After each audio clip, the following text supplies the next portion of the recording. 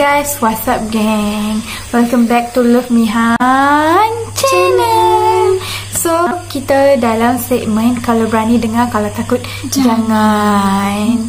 So, dalam segmen ni kita akan kita akan cerita kisah hantu.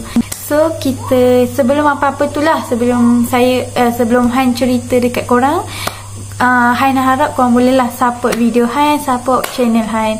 Kalau korang suka dengan video-video Han ni, korang bolehlah subscribe, comment and share. Dan jangan lupa tekan loceng sekali.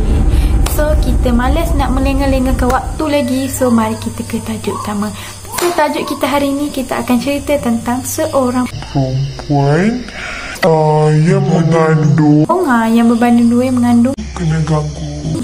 So kita akan terus ke permulaan dia lah.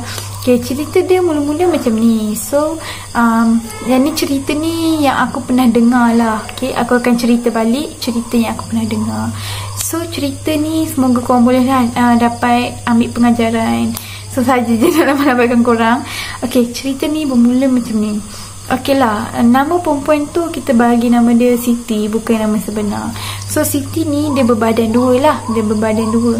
So ada satu hari tu, kisah dia bermula apabila lepas dia dah macam cek lah yang dia mengandung semua tu, dah macam tengok lepas 3 hari, macam lepas kejadian yang berlaku ni, lepas 3 hari dia dapat tahu yang dia mengandung. So lepas kejadian 3 hari tu, apa yang berlaku adalah dia pergi rumah mak dia yang semua tu, dia makan. Lepas tu dia nak balik sebab apa? Sebab dia nak bawa balik makanan daripada rumah mak dia tu, nak bagi suami dia makan. Sebab suami dia ni dia macam tak balik kerja lah, balik lambat lah. Ni cerita ni before PKP lah.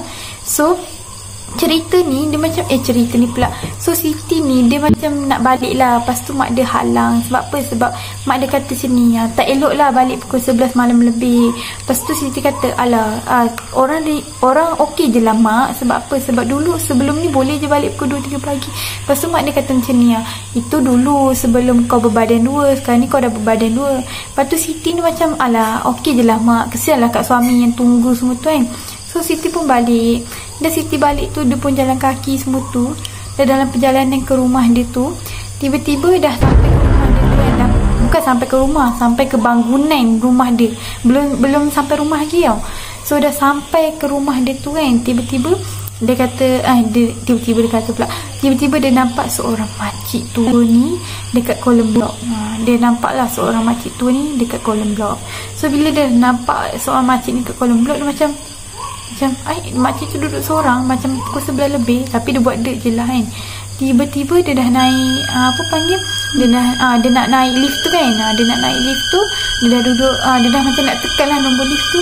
Tiba-tiba dia macam rasa macam something. Lepas tu dia pandang tepi. Tiba-tiba makcik tu ada kat sebelah dia. Lepas tu makcik kata apa, macam ni makcik tu kata, nak makcik haus, nak sikit air boleh. Dia kata macam tu. Makcik tu kata, dia macam, dia tak, mula-mula tak rasa takut sangat lah, dia rasa simpati. So pun dia bawa lah makcik tu pergi dekat rumah dia. Lepas tu waktu dia naik lift tu, tiba-tiba dia macam sunyi lah. So dia tanyalah makcik tu macam ni, makcik dah lama ke tunggu sini? Tunggu siapa makcik? Lepas tu makcik tu kata macam ni, makcik dah lama tunggu anak makcik, tak sampai-sampai lagi. Lepas tu dia macam dah meremang kan kat situ kan. Lepas tu dia pun macam buat bodoh je kan. Dia kata, rumah makcik kat sini ke? Lepas tu makcik kata macam ni, tak nak. Dia kata macam tu, yang makcik tahu makcik dahaga je, haus sangat ni nak. Lepas tu dia macam okey. Lepas tu dia pun macam dah sampai rumah dia tu, makcik dia pun ikut. Depan rumah dia ajaklah makcik tu dia nak bawa air untuk makcik tu. Lepas tu makcik tu kata macam ni, tak apalah nak, makcik tunggu luar je. Lepas tu dia pun nak bagi makcik dia minum air tu makcik tu minum air, nak bagi tu, tiba-tiba dia tengok makcik tu hilang dekat depan pintu rumah tu. Dia nampak rumah dia tu macam duduk kat dapur, nampak makcik tu dah bawa air tu, dia macam hilang makcik tu dah tak ada. Macam terkejut, mana pula orang tua ni, dia kata macam tu kan, tadi nak sangat air. Lepas tu dia macam okey lah. Lepas tu dia pun kunci pintu, dia pun tutup pintu rumah, tutup pintu besi, tutup pintu kayu.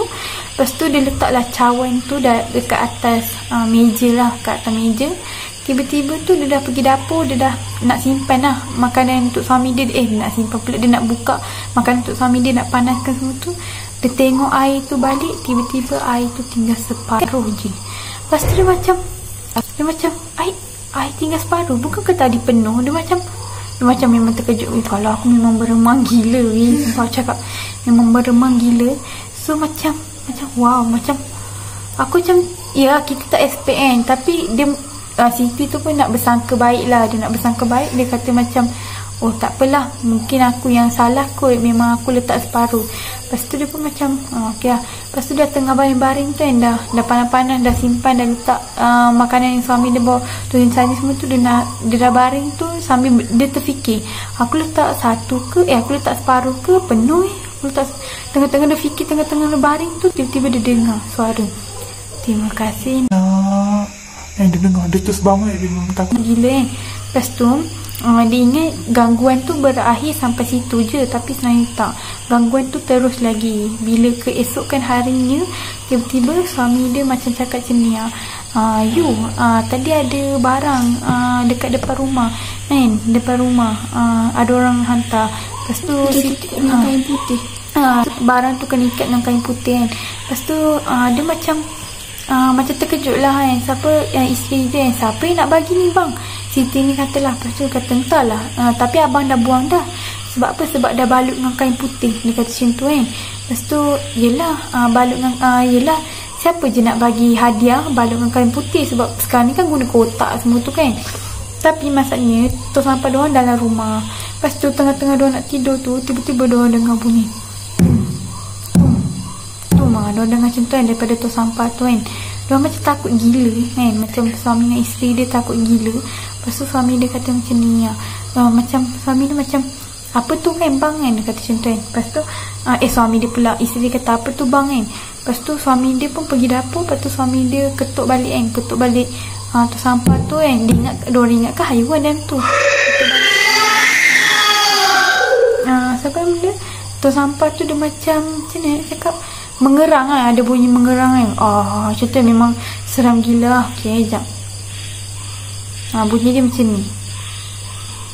So memang macam memang seram kan. Tapi lepas tu perut Siti pun sakit waktu tu dalam masa yang sama. Bila bunyi dalam tu sampah tu mengerang kan, bunyi dalam Siti punya perut pun sakit kan. Sakit bang dia cakap macam tu. Memang dia menangis tersak-sak Siti tu. Sebab apa? Sebab dia punya perut sakit gila-gila. Lepas tu suami dia macam panik, kenapa ni Siti? Lepas tu bila suami dia dah dapat reda tu, dia pun baca azan sekuat-kuatnya. So alhamdulillah gangguan pun dah selesai. Dah selesai lah setakat tu. Sebab apa? Sebab macam mana nak cakap, kisah ni berlaku apabila maybe kan perubatan, kan dulu orang guna perubatan yang bomoh kan. So perubatan tu kan memerlukan janin bayi punya tu, anak yang baru lahir semua tu kan. Benda-benda tu yang membuatkan yelah, benda-benda tu akan cari perempuan yang berbadan dua. So yang dah berbadan dua, janganlah balik lambat. And then kalau boleh, lepas maghrib korang dah balik rumah. Korang tahu tak, benda ni sangat bahaya untuk korang. So kalau korang ada kakak or adik ke, ataupun keluarga kawan yang mengandung, better jangan keluar waktu maghrib. Dan hati-hati dalam menerima barang. Sebab kadang-kadang kawan kita pun tak suka tengok kita bahagia.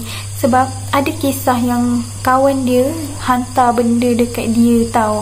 So macam dia macam jealous. Macam jealous. Kadang-kadang suami kita maybe kawan kita juga suka kan. Lepas tu bila tahu kita mengandung, kadang-kadang tak semua orang gembira dengan berita tu.